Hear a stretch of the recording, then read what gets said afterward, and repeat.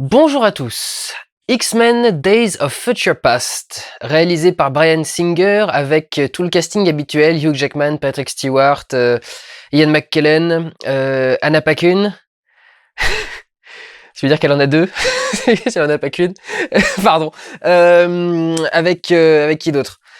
Avec Omar Sy, qui débarque dans le casting, avec Ellen Page, et puis le casting de First Class, c'est-à-dire James McAvoy, Michael Fassbender, et comment il s'appelle le British, là, Nicholas Hoult. L'histoire L'histoire se situe après X-Men, l'affrontement final, après First Class également, logique, puisque ça se passe après les deux de toute façon. Mais vous allez voir que c'est un des problèmes du film.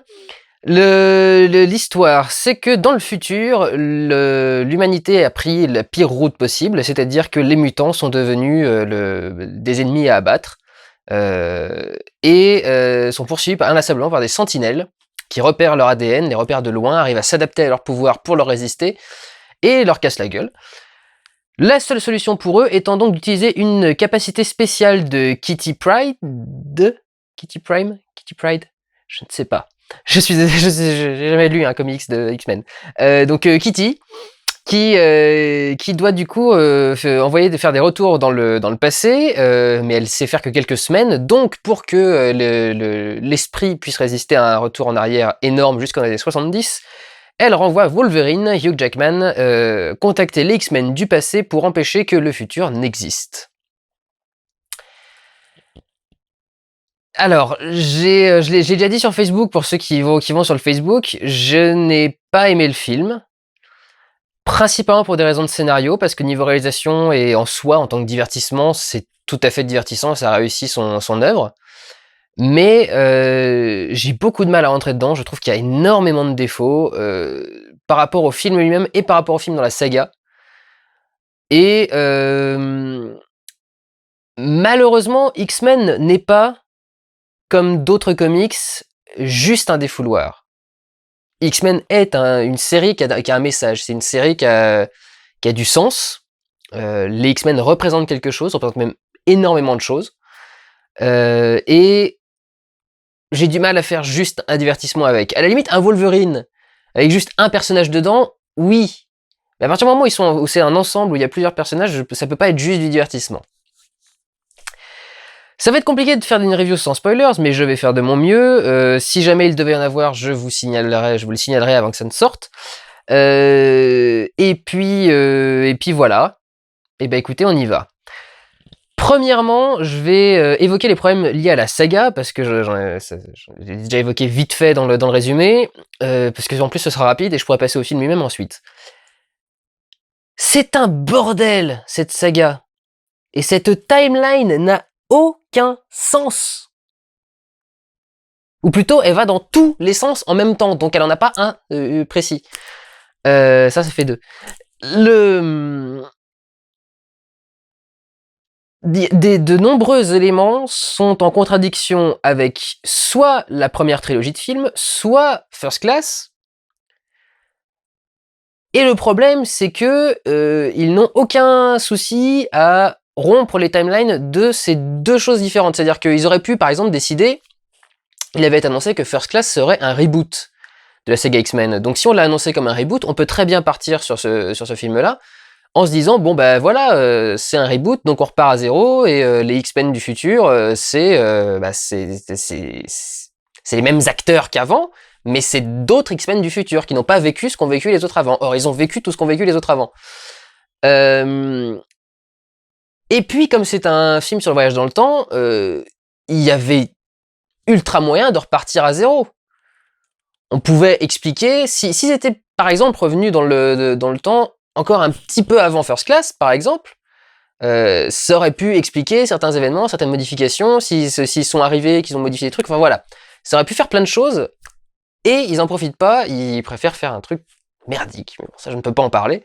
Mais en tout cas, voilà. Ça pose énormément de soucis là-dessus. Quel genre de soucis? Pour ne pas spoiler. Concernant, par exemple, le professeur X.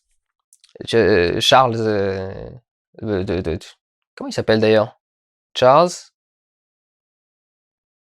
Xavier, voilà, excusez-moi, ça m'est sorti de la tête.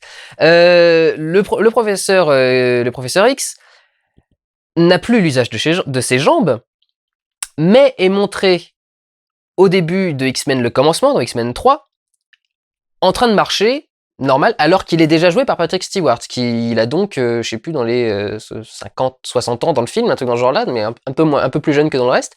Mais il n'empêche que aux alentours de 50-60 ans, d'après X-Men 3, il devait encore marcher.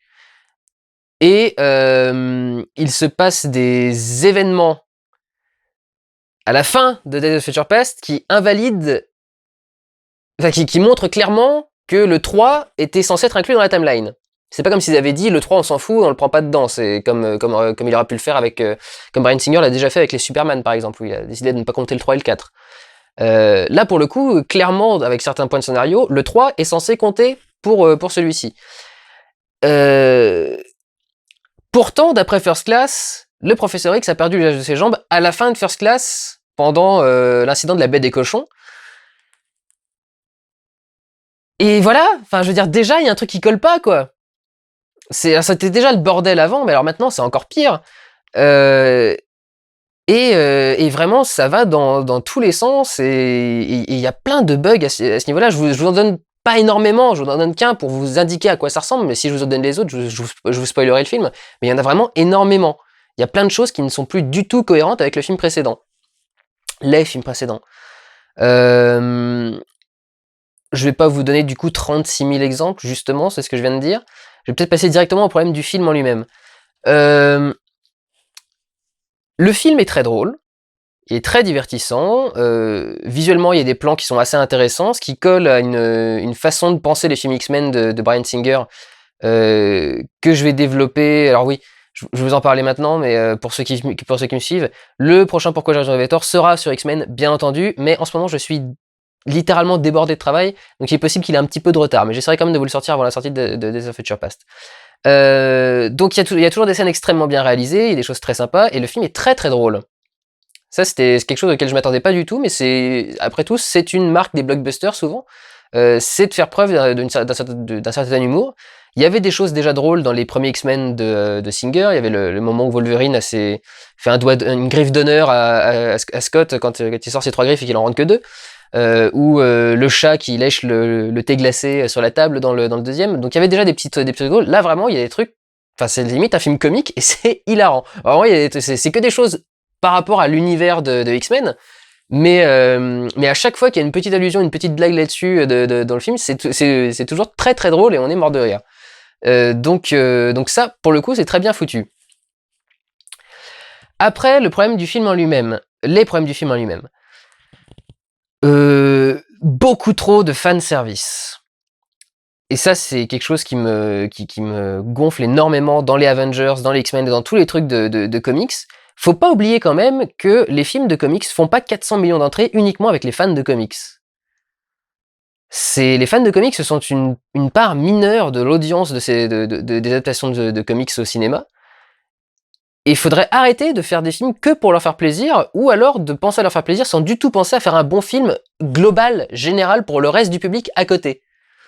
C'est-à-dire qu'il y a plein de choses qui arrivent et qui sont mal expliquées ou pas expliquées, plein de choses qui sont là juste pour faire plaisir aux fans, mais dont en fait on se fout complètement. Pour donner un exemple, il y a toute une scène avec Vif Argent, qui est extrêmement drôle, qui est très bien foutu, qui est super bien réalisé, et qui justement a beaucoup de choses sympas, mais le personnage ne sert à rien. Le personnage a 15 minutes dans le film et après il disparaît. Donc pourquoi aller chercher ce personnage-là si c'est pour s'en servir que pour ce truc-là, etc. C'est juste ramener un mutant que les gens connaissent, qui est en plus un truc un peu hype, parce qu'il va être aussi dans Avengers, et justement il y a des problèmes en plus dans Avengers, parce que c'est pas le même acteur qui va le faire dans Avengers et dans machin, donc je veux dire à la limite autant pas le foutre, quoi. Je veux dire, c'est un personnage qu'on connaissait pas dans les anciens films, c'est un personnage qui sert pas énormément dans celui-ci, ça sort de nulle part, Wolverine sort qu'il le connaît. D'où, quand, comment, enfin, à quel passage, à quel moment. Alors oui, peut-être dans des comics, mais dans les films, on l'a pas vu. Et là, ça sert tellement à rien que c'était pas la peine de le sortir, quoi. Donc, voilà, j'ai un peu de mal à comprendre. le personnage de Bishop, par exemple, et en général, tous les mutants du futur ne servent à rien, pour la simple et bonne raison que le futur n'est quasiment jamais montré dans ce film. Quand ça s'appelle Days of Future Past, c'est quand même con. Je sais bien que le principe, c'est de revenir dans le passé pour empêcher que le futur se produise, mais le futur n'est pas du tout assez développé. Alors, vous savez quoi, je vais prendre des notes, sinon je vais me perdre. Donc je vais marquer parler du futur, et j'y reviens ensuite. Voilà. Pour continuer dans le fanservice, d'où est-ce que Trask est un nain? Parce que c'est bien beau d'engager Peter Dinklage, mais à part essayer d'attirer le public de Game of Thrones dans le film, je vois vraiment pas ce que ça fait. De ce que j'en ai vu, j'ai fait des recherches vite fait quand même sur Google, je n'ai vu aucune image, en cherchant Bolivar Trask sur Google Images, aucune image du comics où c'était un nain. J'ai vu des images d'un mutant nain, dont les gens ont longtemps cru que c'était pour l'interpréter que Peter Dinklage avait été engagé. Mais non, c'est pour jouer Trask, et ça n'a aucun sens en soi. Je veux dire, en faire un nain n'apporte rien cinématographiquement, n'apporte rien au niveau du script, n'apporte rien au niveau du symbole. Au pire, c'est limite insultant, je trouve. Genre, c'est parce qu'il est de petite taille qu'il est énervé contre le monde entier et que c'est devenu une espèce d'Adolf Hitler. Vraiment, je vois pas l'intérêt, si ce n'est le fanservice, et même pas le fanservice d'X-Men, le fanservice de Game of Thrones. Donc c'est genre de choses qui me gonflent profondément, parce que oui, vous allez adorer, vous kiffez Game of Thrones, vous kiffez les comics, vous allez trouver ça génial. Ça ne sert à rien. Ça ne sert à rien. C'est vraiment juste pour se faire mousser, se faire brosser, quoi. C'est complètement con d'avoir casté ce mec-là dans ce rôle-là. Très bon acteur, je dis pas le contraire, mais ça ne sert à... il avait rien à faire dans ce rôle-là. À la limite, s'il avait incarné un mutant, parce que l'intérêt des mutants, c'est que ils sont multiples.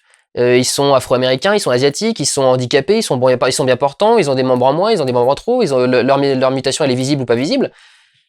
Et ils sont grands ou ils sont petits. Il y a des nains et il y a des géants. Je sais pas comment s'appellent les autres d'ailleurs, mais Colossus, là, non pas Colossus, le mec qui a un casque là qui va très très vite. Je sais plus comment il s'appelle, mais voilà, ce mec-là, c'est une montagne de muscles, et il y en a aussi qui sont tout nains. Si ça avait été pour en faire un personnage de mutant, oui, ça aurait apporté quelque chose. Pour jouer Trask, je trouve que ça sert à rien.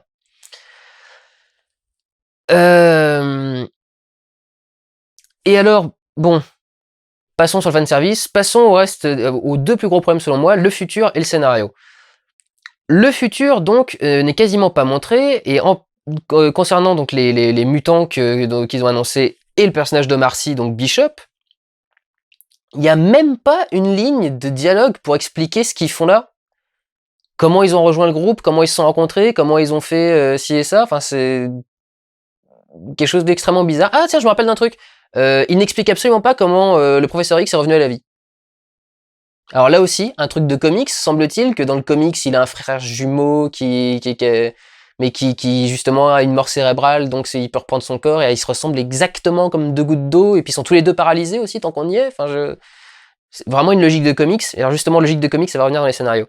Mais pour finir du coup sur les mutants du futur, ils ont quoi? Ils ont 2 scènes de combat au total, qui sont pas très longues en plus. Je vous dirai pas exactement ce qui se passe parce que sinon je spoil, mais ni où elles sont dans le film.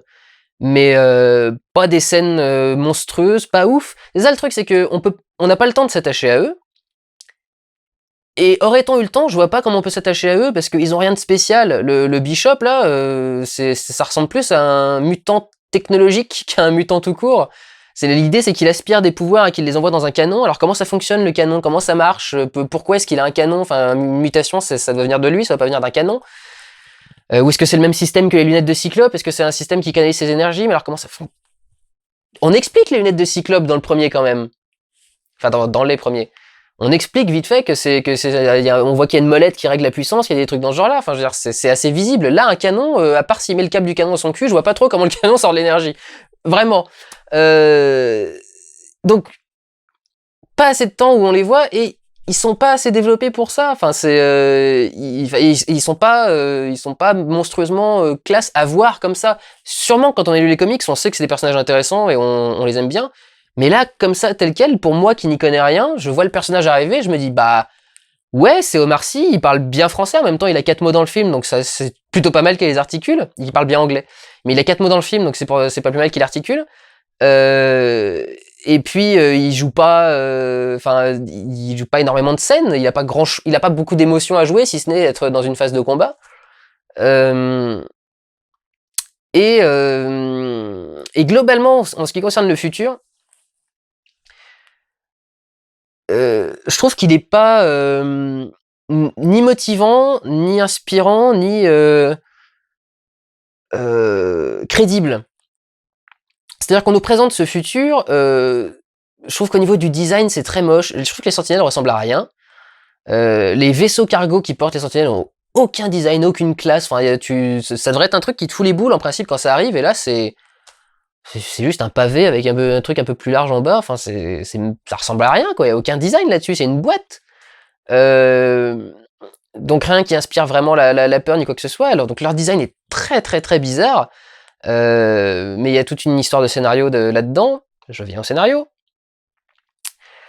Surtout, c'est pas crédible. Quand je vois les 2 scènes qui se passent dedans, quand je vois que ils doivent même pas buter une sentinelle dans le film, je me dis, ce n'est pas possible que ces mutants aient survécu aussi longtemps. Même avec le système dont ils parlent, le système qu'ils mettent en place dans le film, je vous spoil rien, vraiment, il y a un système. Même avec ce système-là, je n'arrive pas à croire 2 secondes qu'ils ont survécu pendant 10-20 ans, avec des troupes de sentinelles partout, constamment à leur poursuite, etc., etc., et qui arrivent toujours à les retrouver à un moment ou à un autre. Je n'arrive pas à y croire. Donc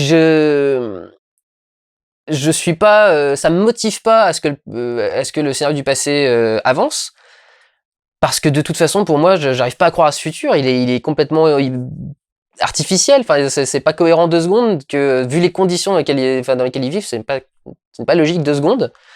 Et puis il manque de classe. Enfin, globalement, il manque de classe. Il est pas attirant.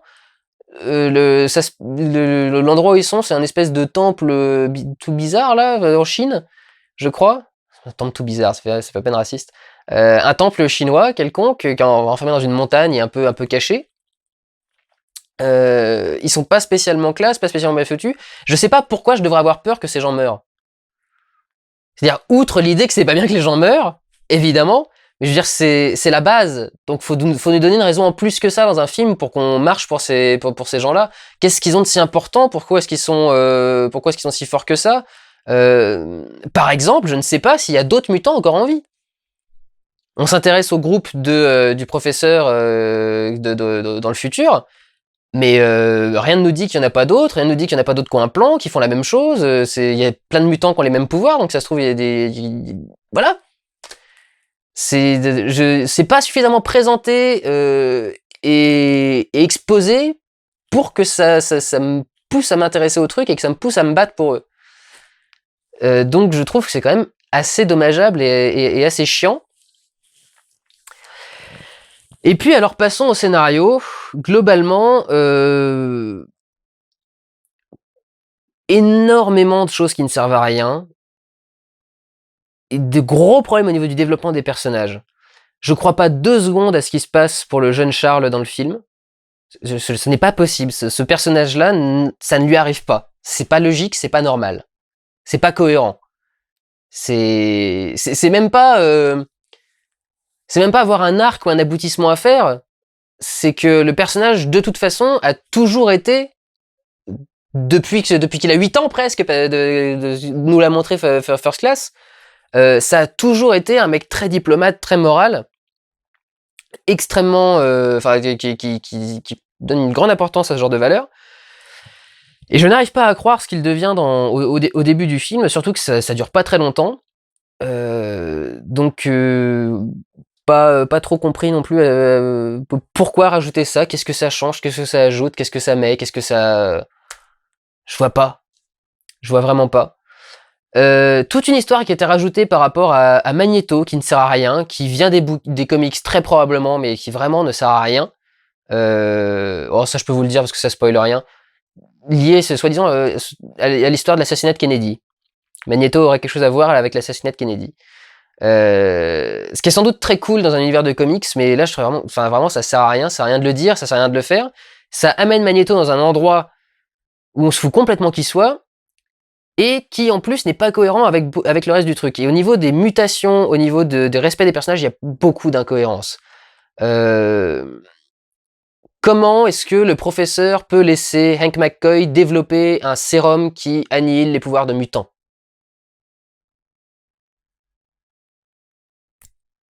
C'est comme si un mec de Greenpeace t'aidait à développer un harpon pour planter les baleines. C'est complètement con. Ça n'a aucun sens. Même s'il est dans un état d'esprit un peu space, c'est complètement con. Et alors que l'effet secondaire de ce traitement-là soit de lui rendre l'usage de ses jambes, mais quelle est la logique derrière tout ça? Je sais qu'on est dans un comics, mais quand même, la mutation, c'est la base de ce comics-là. S'il y a bien un truc qu'il faut à peu près qui gère bien, c'est l'ADN et les héritages génétiques et les choses dans ce genre-là. Je veux dire, d'où réparer ta colonne vertébrale, change ton ADN et enlève tes pouvoirs. Puis il y a un problème d'ordre là-dedans, c'est-à-dire que a priori c'est le sérum qu'a développé Hank pour cacher ses capacités, mais d'où est-ce qu'il a découvert que ça permettait de soigner ça n'a pas de sens. Alors pareil, ça je vais vous le dire parce que c'est dans la bande-annonce, donc je ne vous spoile rien. Je vais même pas vous dire pourquoi il le fait. Il y a une scène dans le film où Magneto fait léviter les gradins d'un stade de foot autour de lui. Ce qui rappelle un peu le pont j'aime bien quand je fais la position comme ça. Le pont dans l'affrontement final.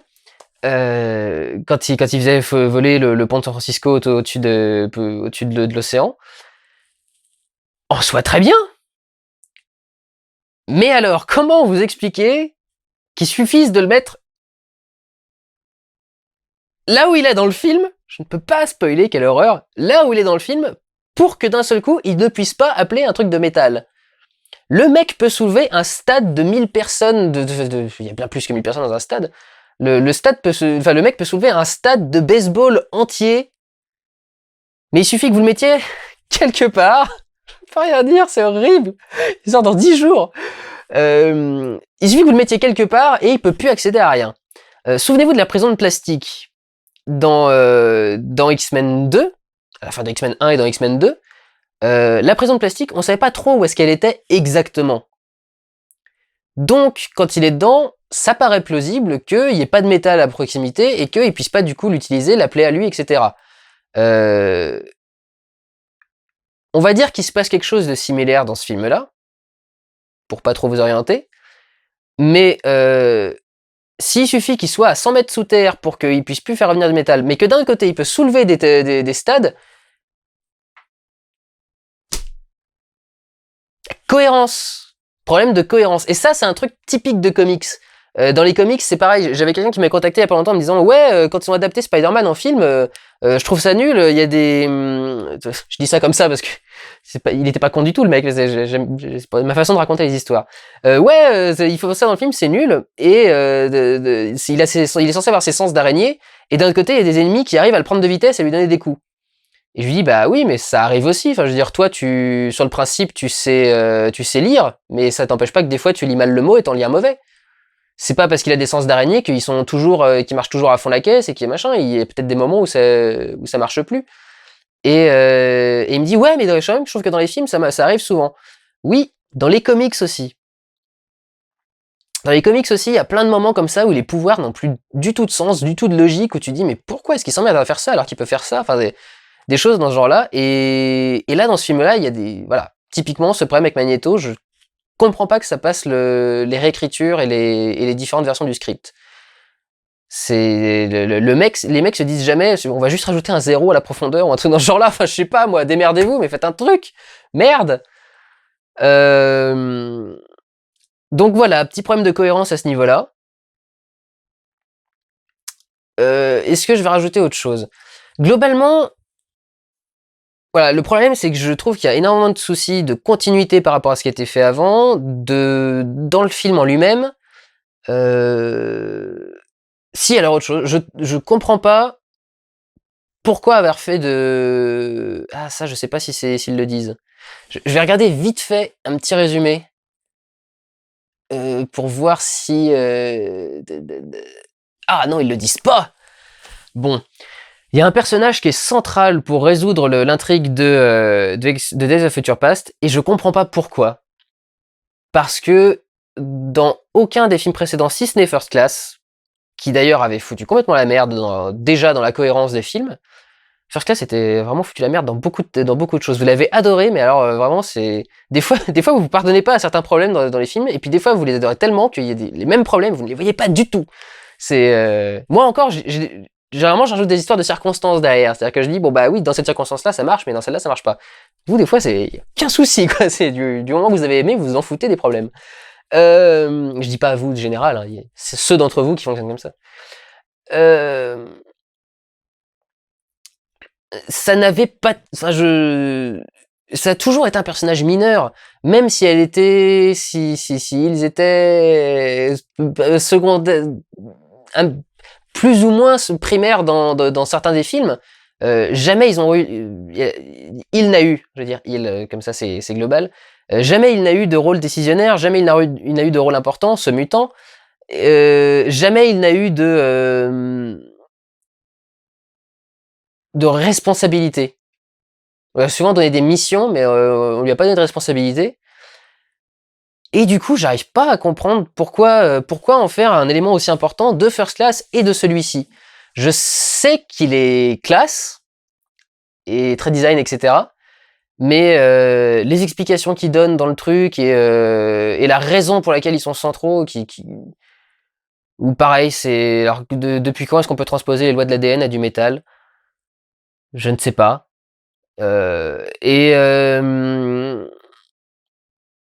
Vraiment très, très difficile à gérer, je trouve, et très très casse-gueule. Pour terminer, sans spoiler toujours, mais alors la fin. J'étais à deux doigts de pousser des soupirs. Toute la salle était ravie, hein. Mais alors moi, à chaque nouveau visage qui apparaissait, je me disais, ah oui, quand même. Et puis au bout d'un moment, toute la salle a applaudi. C'était une avant-première, donc forcément ils étaient à fond dedans. Toute la salle a applaudi. Avec un personnage qui revenait, j'ai vu le truc, je me suis dit, alors oui, c'est cohérent par rapport à ce qui vient de se passer, mais quand même, ça fait un peu beaucoup. Bref. Tout ça a fait que je ne suis jamais rentré dans X-Men Days of Future Past. J'aime bien ce titre. J'ai envie de dire X-Men Days of Passé Composé ou un truc dans le genre, ou gérondif présent. Je suis jamais rentré dedans. J'ai jamais réussi à avoir peur et envie que ces personnages avancent. J'ai jamais réussi à être pris par une scène. J'ai eu quelques frissons à certains moments, en particulier justement la scène du stade de Magneto. Mais pareil, elle mène à que dalle. Alors je parlais de la fin en pensant à la scène de fin, la toute dernière scène du film, mais disons que tout ce qui concerne la fin, globalement le troisième acte du film, est totalement anticlimactique. C'est un barbarisme anglais que je viens de faire là. Ça promet beaucoup, ça avance vers des trucs énormes et c'est ultra décevant. Ce qui ne se passe pas, je veux dire ce qui se passe, mais ce qui ne se passe pas. Ce qui d'ailleurs me fait penser encore une incohérence complète, mais les armes en plastique pour se défendre contre Magneto, ils y ont déjà pensé dans les années 70 en fait. C'est à se demander comment on s'est retrouvé avec la scène des flics et les flingues retournés contre eux dans le premier X-Men. Ils n'avaient pas prévu que ce serait Magneto, ils s'étaient pas engagés, ils n'étaient pas machin. Enfin c'est tout le problème à vouloir faire plaisir aux fans, c'est qu'on réintègre une timeline de comics qui explique que les mutants sont là depuis bien plus longtemps que nous l'a dit le premier film X-Men qui était sorti. Ce que nous a plus ou moins indiqué Wolverine, mais c'était quand même très caché et secret. Et ce qui se passe dans First Class et dans Days of Future Past contredit complètement tous ces trucs-là. Je veux dire, c'est pas possible qu'ils soient encore surpris, pris au dépourvu et que le sénateur Kelly ne veuille faire passer sa loi que en 2000. Quand on voit tout ce qui se passe depuis la baie des cochons vis-à-vis des mutants dans le monde normal, quoi. Il y a un problème de cohérence dans l'œuvre cinématographique, qui n'a rien à voir avec le comics. Une œuvre cinématographique fonctionne indépendamment, donc on peut pas se rattraper comme ça aux branches et non, c'est dans le comics. Non, si c'est dans le comics et que ça marche pas dans le film, c'est que c'est mal fait. S'il faut se dire que c'est dans le comics pour que ça marche dans le film, c'est que c'est mal fait. Globalement.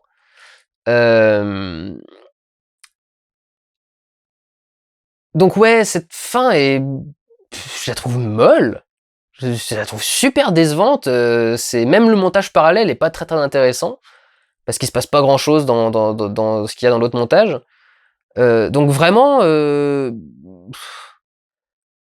suis resté mouef devant tout le film que je reverrai probablement pas. Ce qui était aussi le cas de First Class et des Wolverine, que j'ai revu pour mon Pourquoi j'ai raison, vous avez tort, mais qu'en dehors de ça, j'aurais jamais décidé de regarder par moi-même. Vraiment, je suis jamais vraiment rentré dedans après les 3 premiers films.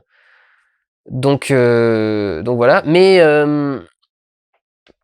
je trouve que celui-là, en plus, a rien à apporter au niveau du sens. Et que au niveau du divertissement, il y a des scènes bien, mais beaucoup de choses qui servent à rien et beaucoup de choses qui sont là que pour les fans. Des trucs mal gérés, enfin vraiment, pour moi il est pas réussi, il est raté. Enfin non, pas raté parce que la réalisation est géniale. Évidemment que c'est Bryan Singer, il peut pas rater la réalisation. Enfin c'est évidemment que c'est très bien réalisé, que c'est très bien foutu, que les acteurs sont très bien dirigés, qu'ils jouent super bien, que ils ont pas tourné en France pour faire leur français, mais au moins eux se sont fait chier à trouver des Québécois qui parlaient sans accent, contrairement à ce qui s'est passé dans Captain America 2. Et j'ai envie de dire perte de temps et perte d'argent. Si c'est juste pour le voir une fois, bon, moi je le verrai une fois, les fans vont être en train de baver comme des fous, et la scène cachée, évidemment, post-générique, enfin, je pense qu'il faut qu'ils y aillent avec un bavoir, parce que vu comment le personnage a l'air d'être connu, et voilà, ça risque d'être incroyable pour eux. Mais en dehors de ça, enfin, moi j'ai rien à en tirer, et j'ai pas trouvé ça ouf. J'ai pas trouvé que la 3D était dingue d'ailleurs non plus. À l'exception des quelques scènes visuellement très très poussées, mais en dehors de ça, je n'ai pas trouvé qu'elle était très très intéressante. En tout cas, elle a de la profondeur. Elle apporte rien de beaucoup plus, mais elle a de la profondeur et ça fonctionne pas mal. Voilà, je pense que j'ai fait le bilan. Encore une fois, c'est pas détestable, hein, je suis pas sorti de là, on a envie de cramer l'écran, c'est pas du tout la question. Mais je pense encore une fois que les gens vont s'emballer avec, simplement à cause du fanservice et ne pas se rendre compte qu'en termes de cinéma, en termes de film, c'est pas intéressant, il y a beaucoup de choses ratées, que c'est pas bon, il y a d'énormes problèmes de timeline. Enfin voilà quoi, c'est compliqué. Enfin pour moi c'est très compliqué ça a été compliqué de regarder ce film, parce que je suis un homme de logique, et quand c'est pas logique, j'ai du mal à être dans un film. Mais en plus, voilà, ce qu'ils ont eu envie de mettre dedans m'intéresse pas et je le trouve pas bien exploité. Donc voilà, prenez soin de vous, allez voir des films, ciao.